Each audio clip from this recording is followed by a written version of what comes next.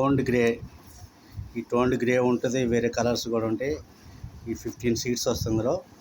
దీంట్లో నేను అప్పుడప్పుడు పెయింటింగ్ చేస్తాను. ఆ మెమరీస్ ఒకసారి గుర్తు చేసుకుందాం. 80 days అని ఒక లేడీ ఫిగర్ అయితే ఇక్కడ పెన్సిల్ వర్క్తో చేయడం జరిగింది.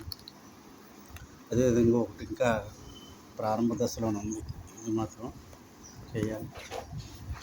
ఫిష్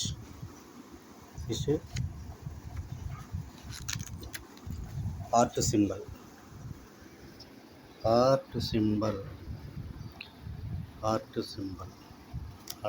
అంటే చేయడం జరిగింది.